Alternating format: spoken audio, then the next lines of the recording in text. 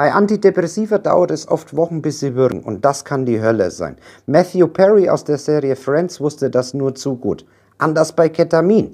Es wirkt innerhalb von Stunden antidepressiv und angstlösend, und das wurde ihm zum Verhängnis. Worauf du jetzt achten solltest, dazu jetzt mehr. Ketamin ist ein Arzneimittel aus der Klasse der Allgemeinanästhetika. Es wird aufgrund seiner anästhetischen, analgetischen und psychotropen Wirkung für die Anleitung und Aufrechterhaltung einer Narkose, aber auch als Analgetikum in der Notfallmedizin eingesetzt.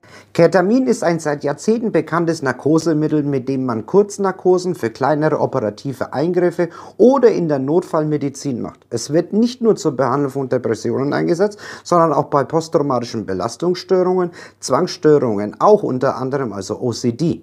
Ketamintherapie bei Depressionen hat sich inzwischen weltweit bewährt. Die Wirkung von Ketamin wird durch eine Vielzahl an medizinischen Studien für verschiedene Krankheitsbilder derzeit belegt. Es wird insbesondere dort eingesetzt, wo andere Medikamente versagen, da es über einen gänzlich ganz anderen Wirkmechanismus verfügt. Es zeigt gute Erfolge bei schweren Depressionen und sogar bei therapieresistenten Depressionen.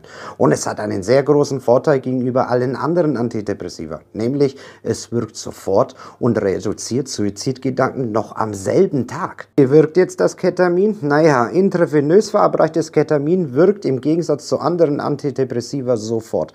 Der Effekt tritt meist bereits während der ersten Infusion auf und erzielt gewöhnlich sein Maximum am folgenden Tag. Allerdings hält die Wirkung unterschiedlich lang an, also bei jedem unterschiedlich. Manchmal nur wenige Tage, oft Wochen, in seltenen Fällen sogar Monate oder Jahre lang. Eine Infusion und der Spuk ist dann schon vorbei? Nein, natürlich nicht. Es sind meist mehrere Infusionen erforderlich oder noch besser die Kombination mit anderen Verfahren wie zum Beispiel Psychotherapie, Hypnose oder Magnetstimulation. Gerade bei Menschen, die viele vergebliche Therapieversuche mit unterschiedlichen Antidepressiva wie SSRI hatten, kann Ketamin einen Durchbruch bringen.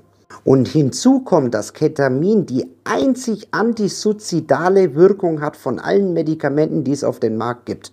So, und jetzt mal Real Talk. Matthew Perry hat so viele Jahre an Depressionen und Ängsten gelitten, dass er alles Mögliche probiert hat. Der hat Antidepressiva genommen, der hat Alkohol zu sich genommen, damit er seine Gefühle betäuben kann. Er hat Drogen genommen, man weiß, dass er ganz viele verschiedene Substanzen an allen möglichen Pillen genommen hat, Psychotherapie etc. Und irgendwie hat alles nicht so richtig geholfen. Dann hat er sich dazu entschlossen, irgendwann mal Ketamin zu nehmen.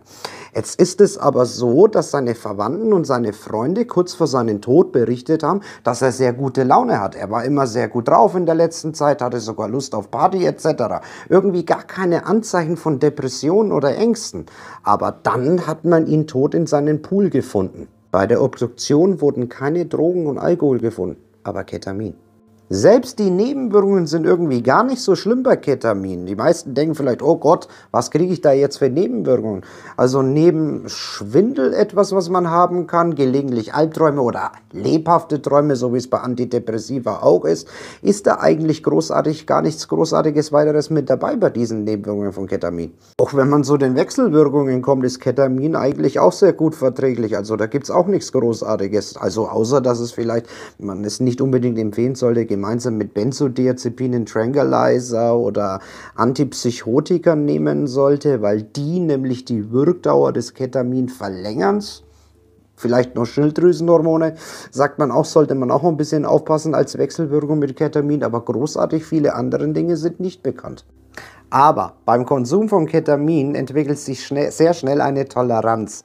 Das bedeutet, dass du immer mehr nehmen musst, um die gleiche Wirkung zu spüren. Mit längeren Konsumpausen kannst du einen Gewöhnungseffekt zwar entgegenwirken, das ist richtig, aber es ist möglich, eine psychische Abhängigkeit nach der Zeit zu entwickeln. Keine körperliche, aber eine psychische. So, wenn du jetzt deinen Konsum nach einer langen Zeit beendest, wirst du wahrscheinlich ein sehr starkes Verlangen nach Ketamin bekommen und verspüren.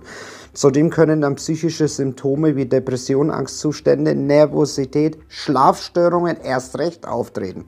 Einige Langzeitnutzer oder Nutzerinnen haben zum Beispiel berichtet von körperlichen Symptomen wie motorische Beeinträchtigungen, Zittern, Schwindel, Erschöpfung, und das passiert dann alles, wenn man dann halt aufhört mit Ketamin, also nicht so schön das Ganze. Aufgrund dieser Toleranzentwicklung musste offensichtlich Matthew Perry immer mehr und mehr Ketamin zu sich nehmen, damit er die gewünschte Wirkung, also antidepressive Wirkung, bekommen hat.